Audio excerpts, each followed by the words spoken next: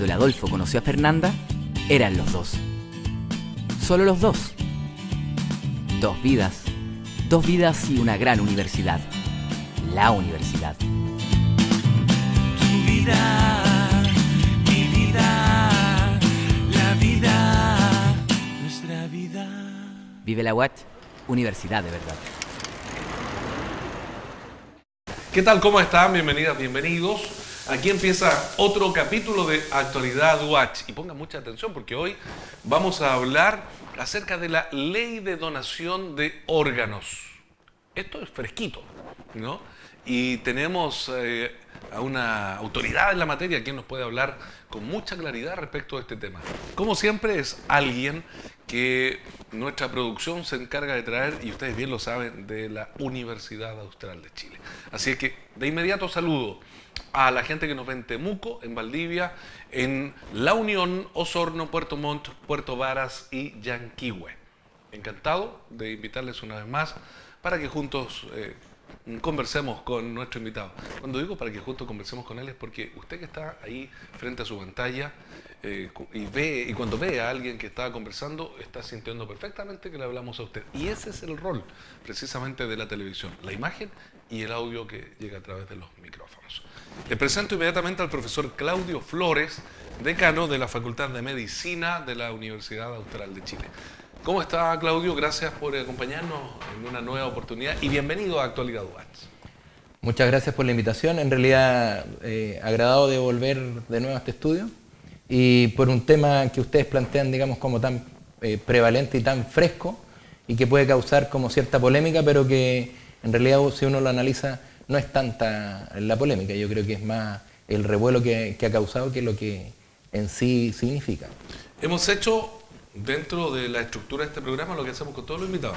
Preparamos con nuestra productora Alejandra Bertrán, periodista Alejandra Bertrán, una pauta, le entregamos a usted una copia para que también se vaya familiarizando a medida que conversamos respecto de las preguntas.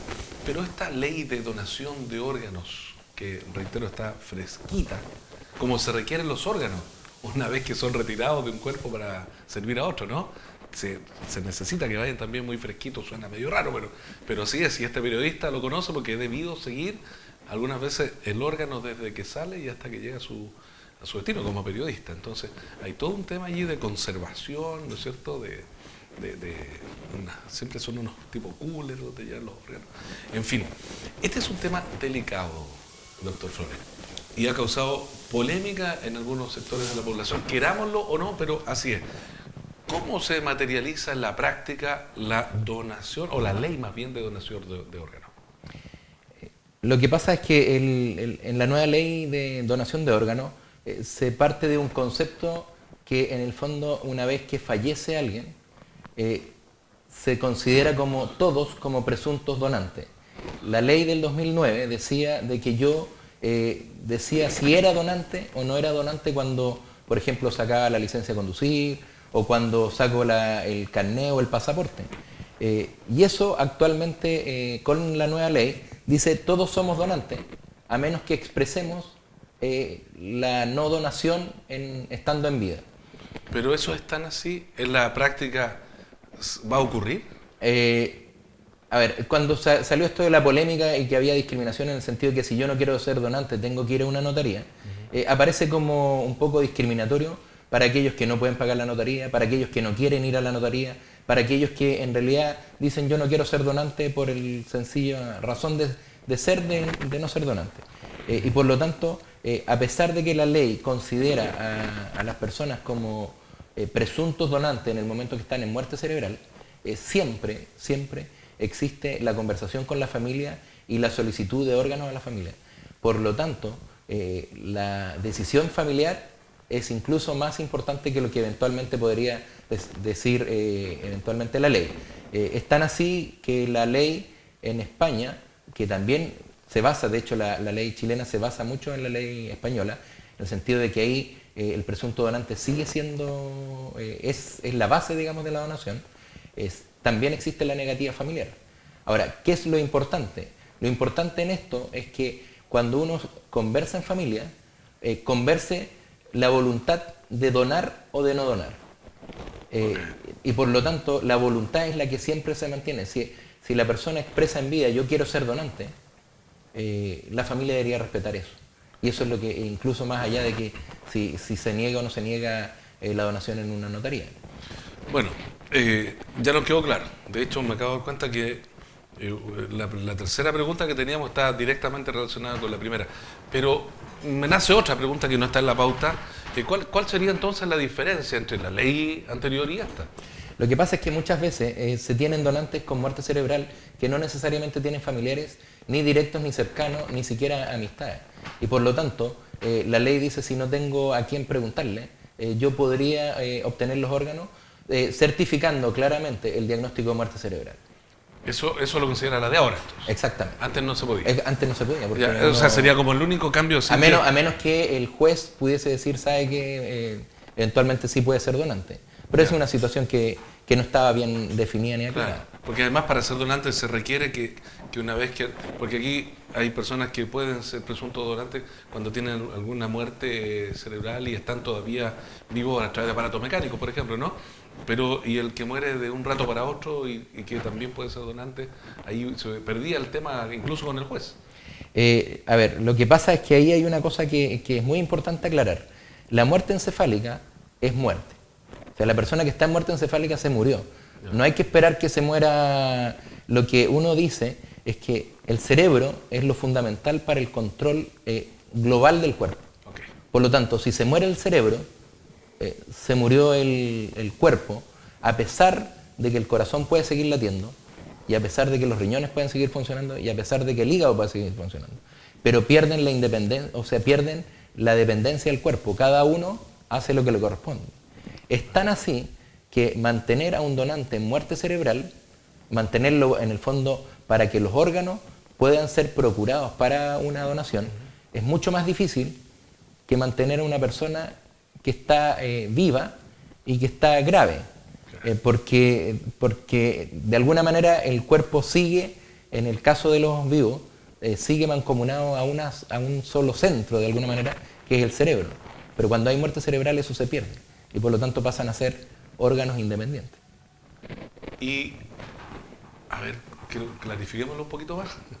Está interesante, la intervención me pareció muy interesante. ¿Y cuándo se muere el cerebro? Cuando deja de tener cualquier signo de actividad. ¿Ya? Eso significa que el cerebro no tiene ninguna actividad. ¿Cuál es el último? A ver, aparte del pensamiento, aparte de la coordinación, aparte, el último centro que se pierde en la muerte cerebral es el centro respiratorio. El hecho, dejo de respirar. ¿Ya? Ahora, obviamente hay enfermedades que también se caracterizan porque el centro respiratorio dice no va más, digamos. Pero las condiciones cerebrales superiores están mantenidas. De hecho, hay algunas enfermedades que se caracterizan particularmente porque el centro respiratorio no funciona. ¿Ya? Pero el cerebro sí funciona. Y hay formas de saber si el cerebro funciona o no. Por lo tanto, y ahí es donde está la confusión, si una persona está en muerte cerebral, está muerta. Muchas veces uno ha visto, eso es una crítica constructiva a los periodistas, dice, está en muerte encefálica y se espera que muera en las próximas horas. El estar en muerte encefálica es estar muerto. Estar muerto. Okay. Y yo creo que ese es uno de los grandes problemas de la concientización de las cosas. Siempre, muchas veces se espera ¿no es cierto?, la esperanza de que estando en una situación de mucha gravedad, las personas se recuperen. Pero lo que es claro es que en muerte cerebral no hay recuperación. Pero para hacer el diagnóstico de muerte cerebral se requieren una serie de requisitos. Yo podría decir de que un paciente probablemente pueda estar en muerte cerebral, pero no lo puedo certificar si no tengo test diagnósticos que me digan efectivamente está en muerte cerebral. ¿Y esos test son máquinas? Son esencialmente algunos test que permiten ver si el cerebro está activo o no. Está el electroencefalograma, está la cintigrafía cerebral, está una cosa que se llama Doppler transcraneal, que en el fondo ve si está llegando sangre, porque puede tener presión el cuerpo, ¿no es cierto? Claro. Pero el cerebro no le llega sangre. Y literalmente la muerte cerebral es cuando al cerebro no le llega sangre y el cerebro no responde más. Okay. Nunca había escuchado esto yo. Y me imagino que muchos de ustedes tampoco, a menos que sean médicos, ¿no? Y seguramente ahora ya les queda mucho más claro. Este tipo de de conversaciones, yo las echo de menos en distintos medios, incluso los escritos, en fin, porque tal vez pudieran aclarar a la familia esto que es tan importante, no solo la muerte de su ser querido, sino también el momento clave de proceder en conjunto, si así fuera, a la donación de los órganos. Entonces es un tema que creo que hace falta que se converse. Y no es tan complicado de entender entonces, ¿no? Sí, lo que sucede es que normalmente los pacientes que caen en muerte cerebral son por hechos como demasiado bruscos.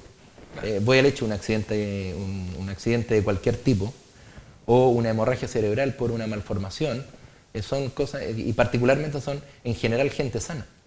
Por lo tanto, nadie espera que esa persona fallezca. A diferencia de una persona que probablemente tenga una enfermedad cardíaca de muchos años y que de repente hace una complicación, está dentro de las cosas esperables. Pero muchas veces esto de la muerte cerebral se da en personas sanas. ¿Podría ser eso, doctor, lo que complica entonces la concientización en la población para la importancia de ser donante? ¿Podría ser eso una causal? Esa es una de las causales. Y la otra causal es yo creo que mucho temor a pensar de que las personas están vivas y no están muertas. Yo creo que ese es uno de los grandes temores, que esto que estábamos viendo. Muerte cerebral es sinónimo a muerte. Pero de lo que tú me acabas de decir, el concepto que existe en general es que muerte cerebral no es lo mismo que muerte. Y el término es exactamente lo mismo. Okay. ¿Ya? Y la diferencia es que hay un corazón que late y en el otro no late. O sea, podríamos, para precisar un poquito más, decir que la familia, por un tema afectivo, ¿no es cierto? Y más esta otra componente que decíamos recién, que una persona que tú ves normal, que se muere de un rato para otro, ¿podría ser causa así como bien precisa? Sí. ¿Ah? Exactamente. Existe el concepto muchas veces de que las personas cuando están en condiciones de donación de órganos, como que uno llevase a la donación, pero en realidad, les vuelvo a insistir, cuando un paciente está en muerte cerebral, requiere un manejo que es mucho más estricto y mucho más desgastador que una persona que no está en muerte cerebral. Y eso obviamente, por lo tanto, cuando uno, y se puede encontrar muchas veces que pacientes que están extremadamente graves y que uno cree que eventualmente pueden caer en muerte cerebral por el tipo de lesión, si uno hace las medidas para el manejo de ese paciente en forma óptima, como si fuese un donante, puede ser incluso que las cosas se reviertan. O sea, estoy diciendo que en el fondo el manejo de todos los pacientes es muy activo para que se mejoren, no para que se mueran. Por lo tanto, si dentro de esa evolución está la muerte cerebral, es porque se hicieron todos los esfuerzos por salvarlo, ¿ya? Y no para el revés. Perfecto. Bueno, algo hemos contestado de esto, pero ¿solo los donantes con muerte cerebral pueden donar sus órganos o también se puede cumplir este objetivo en otras condiciones de fallecimiento? A ver, hay algunas situaciones, unas son los órganos, llámese pulmones, corazón, riñón, y hay otras que son tejidos, como por ejemplo las córneas, piel, pueden sacar en condiciones de no muerte, o sea, de muerte, si lo queremos poner sinónimo orgánica, o sea, cuando alguien llega a un servicio de urgencia ya muerto, la mayoría de los pacientes hacen muerte cerebral. Todos estos pacientes que se mueren porque hacen un infarto al miocardio y hacen una arritmia y se mueren, la mayoría ha pasado por un proceso de muerte cerebral. Lo que pasa es que entre que sucedió la muerte cerebral y se paró el corazón, pasan muy pocos minutos. Por lo tanto, nadie le hace el diagnóstico de, entre comillas, muerte cerebral. ¿Ya? En esos casos se podrían donar tejidos, llámese piel, llámese eventualmente hueso, córnea, que son tan necesarias porque de hecho la donación de córnea es fundamental porque hace ver a gente que tiene enfermedades visuales de la córnea y que no les permiten ver, por ejemplo. Y también en el caso de los donantes con muerte cerebral, en que hay una parada cardíaca, que es lo que se llama, cuando el corazón se para, en algunos países desarrollados existe cuando los pacientes llegan ya muertos, en el sentido de no solamente en este concepto de muerte orgánica, o sea, todos los órganos dejan de funcionar, pero así todo, si se hacen las reanimaciones, ese corazón puede mantenerse a través de distintos mecanismos para volver a latir, ya sean masajes cardíacos, etcétera. En países desarrollados está implementado la donación comparada cardíaca. ¿Qué significa? ¿Qué significa? Que el paciente en muerte cerebral, el corazón sigue latiendo, sigue teniendo presión, pero si se para el corazón, ya no late nada, no llega sangre a los riñones, no llega sangre al hígado, no llega sangre a los pulmones. En países desarrollados existe lo que se llama donación comparada cardíaca.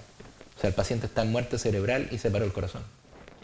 Okay. Y hay mecanismos para hacer donaciones, pero eso requiere una infraestructura y un costo que es altísimo. Claro. Con el que no podemos contar hoy día en nuestro país. Exactamente. Bueno, hay aquí temas que son fundamentales para para tratar con nuestro invitado de hoy el tema de la ley de donación de órganos. Converso con el profesor Claudio Flores, decano de la Facultad de Medicina de la Universidad Austral de Chile. ¿Existe algún miembro familiar que sea decisivo, por ejemplo, al momento de consultar por la donación de órganos? Y aquí volvemos a llegar al primer punto, ¿no es cierto? Desde que estaba el donante presunto, pero así todo igual se le pregunta a la familia. Eso es por consenso, eso es en realidad... la familia es fundamental, tanto la pareja, tanto los hijos, eventualmente los padres, los hermanos, todos de alguna manera tienen una decisión. Y lo que se hace habitualmente, se conversa con todos ellos para llegar a un consenso, porque si hay alguien que se opone rotundamente, lo que nos corresponde a nosotros probablemente es tratar de explicar que la situación es irreversible y qué es lo que es muerte cerebral. Si así todo hay uno de los miembros familiares que se niega, en este momento eso corresponde a que no va a ser un donante efectivo, porque existen los donantes presuntos y los donantes efectivos. No puede ser un donante efectivo porque existe la negativa de un familiar. Nosotros observamos habitualmente en los distintos medios casos de gente que necesita imperiosamente un órgano, el que sea, y que se han muerto, porque no hubo órganos para esas personas. Todos sabemos o hemos escuchado que en este país muere gente todos los días. Ahí pasa en todo el mundo, ¿no? Así como nacen, muchos mueren. Si está muriendo una gran cantidad de personas todos los días, esos órganos no fueron donados definitivamente. O sea, estamos siendo testigos de cómo hoy en Chile la gente no tiene conciencia de donante. ¿Ha cambiado esto en el tiempo según la experiencia de ustedes? A ver, lo que pasa es que este es un problema país. Yo creo que no es un problema médico en sí. Parte de toda la sociedad, parte del hecho de educar en los colegios qué significa la donación, qué significa la necesidad de trasplante, parte de hechos fundamentales como la conversación en la familia, parte del hecho de informar a la prensa en qué consiste el problema. En Chile, si las cifras no me fallan, en España, que es el que tiene mayor índice de donación, llegan a ser el 31,2% de las personas que caen en muerte cerebral donan finalmente. En Chile eso llega a entre 8 y 9 por ciento de los fallecidos en muerte cerebral.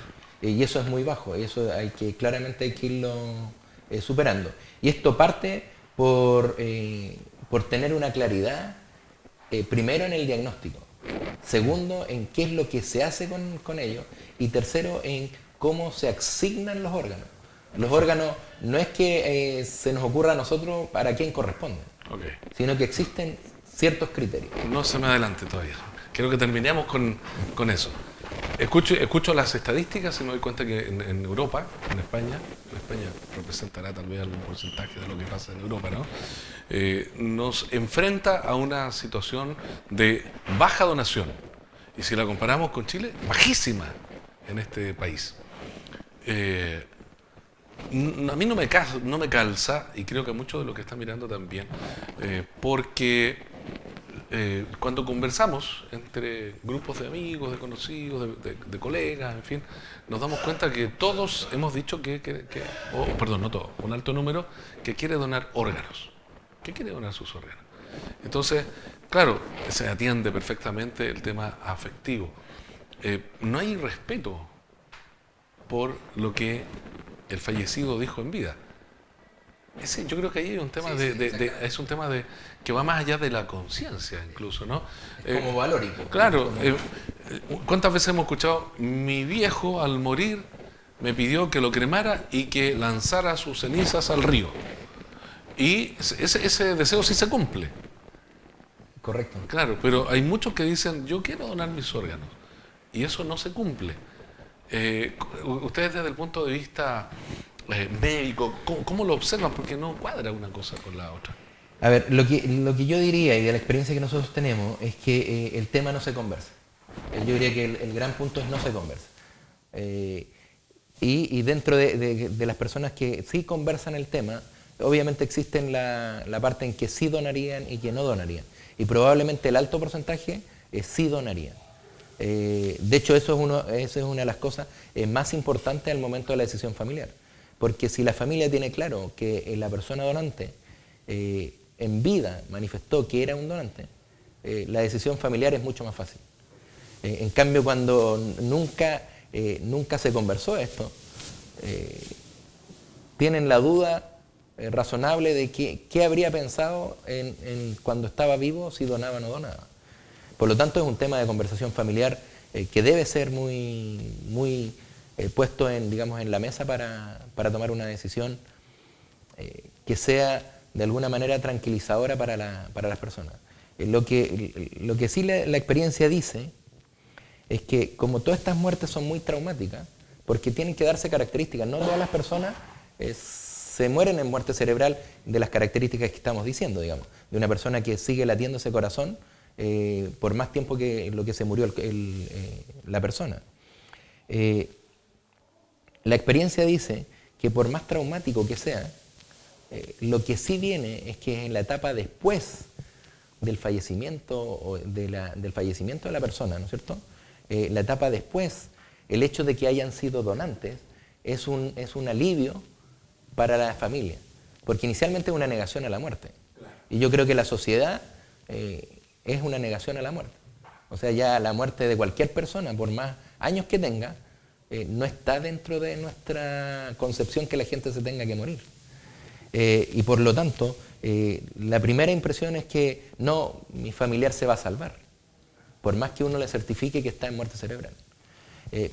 Después ya cuando la situación ya eventualmente son donantes o no son donantes, la situación, y yo he conversado con familiares de donantes de órganos que han fallecido en muerte cerebral, y ellos claramente dicen de que la mejor decisión que pudieron haber tomado es haber donado.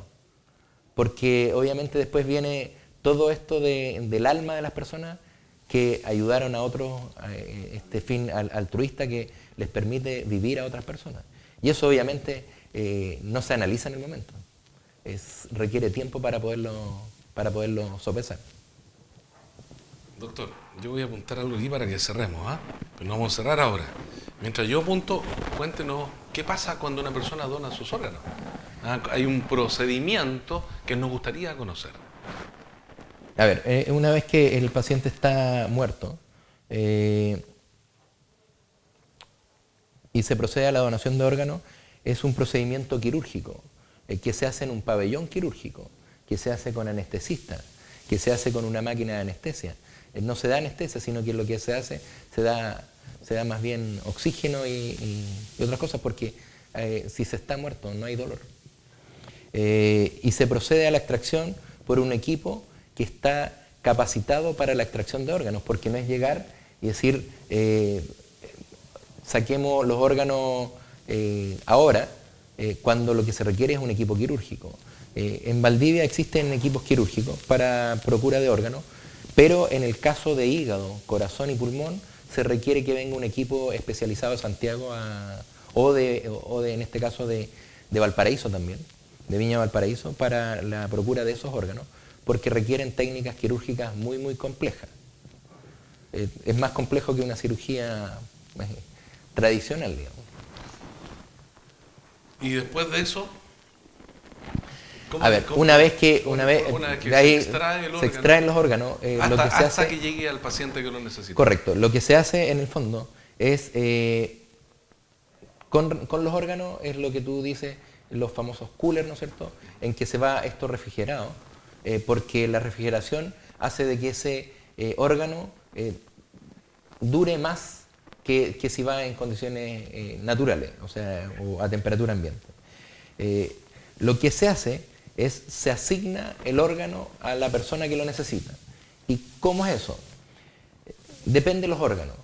¿Ya? En el caso, yo voy a hablar del caso de los riñones, que es el caso que más vemos nosotros, soy nefrólogo, es si el donante es de la zona de Valdivia, y voy a hablar de la zona de Valdivia, desde Temuco a Punta Arenas, que es nuestra área de circunscripción, hay 2 equipos quirúrgicos de trasplante, uno en Temuco y uno en Valdivia.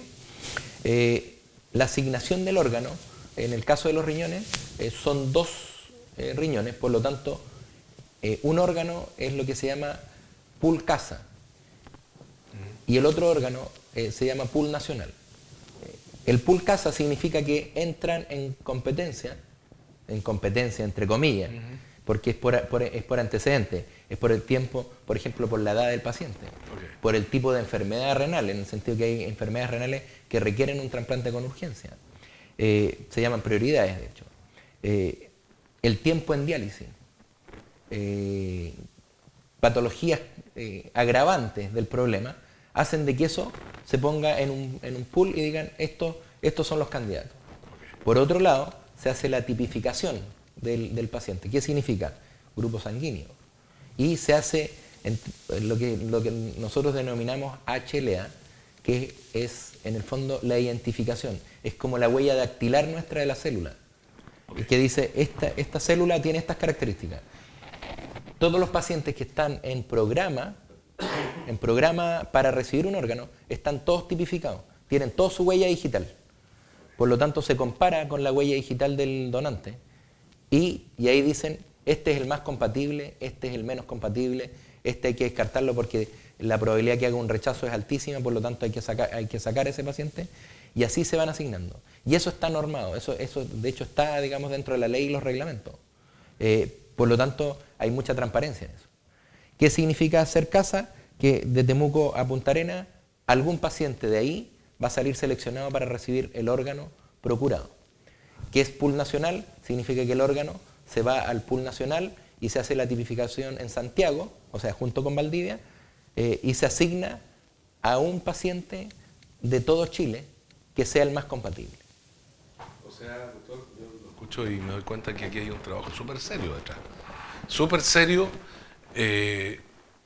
extremadamente preciso, de manera tal que la donación de órganos se cumpla como ustedes lo han protocolizado. Sí. Yo quiero destacar otra cosa, que fue lo que me dijo un paciente hace años atrás, y que finalmente se trasplantó, pero en la primera vez que llegó a trasplantarse, no se pudo trasplantar porque hubo problemas de tipo médico, digamos, tanto del órgano donado como del paciente, que impidieron que en esa oportunidad se donara. Y el paciente me dijo muy claramente, porque yo le dije, sabe que hubo que suspender la cirugía por tales razones. Y fue una cosa que a mí me llamó mucho la atención porque en realidad uno no se da cuenta. No se da cuenta porque lo vive el día a día. Me dice, no se preocupe, doctor, porque me he dado cuenta que mucha gente se ha movido por mí. Empezando, obviamente, por la familia que dona, obviamente por el equipo quirúrgico que procuró el órgano, por carabineros, por la Fuerza Aérea, que hacen toda una infraestructura para que esto funcione, para que los órganos lleguen en el tiempo lo antes posible. Se van haciendo postas. Exactamente, claro. Veo que lo viviste. Sí. Y no todas se pueden hacer en horario de que hay aviones disponibles, muchas veces se hacen en las noches. Claro. El auxiliar que recibe los órganos, la persona que lo recibe en pabellón, los auxiliares, los paramédicos, las enfermeras, todas las personas que de alguna manera están involucradas en el manejo, no solamente en el hecho de poner el trasplante, todo lo que significa la infraestructura. Sí.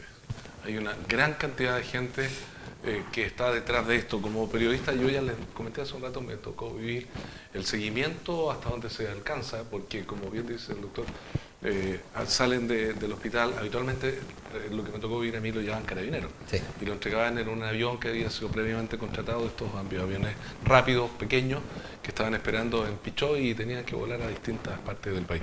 Entonces, hay una cadena tremenda que es súper solidaria, por lo menos. Además. Claro, todos quieren que ese órgano llegue lo más rápidamente posible, agradeciendo de dónde viene y por qué se obtuvo al punto final, que será la o el paciente trasplantado.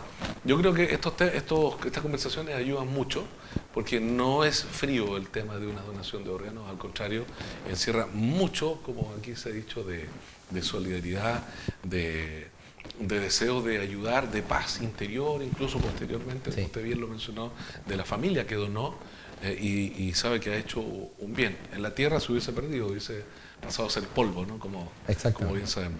Doctor, yo le quiero dar las gracias por venir y rescaté algo de lo que conversamos, que creo que es fundamental. Conversar entre los familiares, por eso lo noté, para lograr que se respete el deseo manifestado en vida por el donador de órganos. Sí, exactamente. Creo que este punto de la conversación es fundamental. O sea, podría ayudar mucho que todos los que conformamos la sociedad, ¿no? Conversáramos y nos comprometiéramos a conversar respecto de lo que queremos que pase con nuestros órganos una vez que nos llegue la muerte, ¿no es cierto? Yo quiero donar y quiero que se respete mi donación, porque no sabemos qué hay más allá de la vida, ¿no? Y tal vez hasta pudiera saberse que se cumplió en la tierra con algo que uno había dicho, que se cumplió de buena manera, entregando el órgano a quien tanto lo necesitaba. Esa frase suya yo la quería rescatar porque me parece altamente interesante. La conversación entre la familia. Nos encontramos más adelante. Usted siempre trae temas interesantes. Muchas gracias por la invitación. Gracias. Encantado. Bueno, hemos conversado con el profesor Claudio Flores, decano de la Facultad de Medicina de la Universidad. No cortemos todavía, un cortito, un chiquitito. ¿Cómo estamos preparando la admisión 2014? Aprovechemos de darle un minuto a eso. De hecho tenemos una novedad, aparte de las 7 escuelas, que tenemos una 8ª escuela, que es la carrera de Psicología, con sede en Valdivia. Ya existe en Puerto Montt con éxito, y lo que se hace es se replica lo que sucede en Puerto Montt, pero ahora en Valdivia. Eso nos alegra mucho, porque de alguna manera viene a complementar un área que nosotros encontramos que estaba en falencia, y que ojalá tengamos buenas postulaciones, porque le hemos hecho gran esfuerzo para desarrollarla de la mejor manera. La carrera de Psicología nueva en la Facultad de Medicina de la Universidad Austral de Chile. Esta facultad en particular, así como, bueno, casi todas las facultades de la Universidad Austral, llenan muy rápido sus matrículas. Sí. Me imagino que ustedes esperan lo mismo, ¿no? Sí, exactamente. Sí. Yo creo que, bueno, de hecho, ha sido una tradición. La Facultad de Medicina ha llenado todos sus cupos, y con muy buenos estudiantes. Y muy rápido. Además. Bien, está todo dicho. Alejandra, lo vamos a invitar al decano para más adelante, para que nos dé más detalles de la facultad y para que se sigan encantando jóvenes para que vengan a estudiar a su facultad, ¿no? ¿Está considerada la visita? Alejandra Bertrán, nuestra productora, nos dice que sí. Muchas gracias de nuevo, doctor. Gracias a usted. Ya lo saben entonces, aquí concluye Actualidad UH. Hemos hablado con el profesor Claudio Flores, decano de la Facultad de Medicina de esta casa de estudios. Nos encontramos en el próximo interesante capítulo, seguro, de Actualidad UH. Gracias y hasta entonces.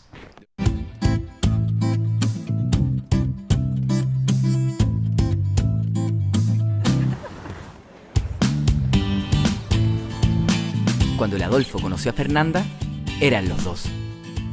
Solo los dos. Dos vidas y una gran universidad. La universidad. Tu vida, mi vida, la vida, nuestra vida. Vive la UAT, Universidad de Verdad.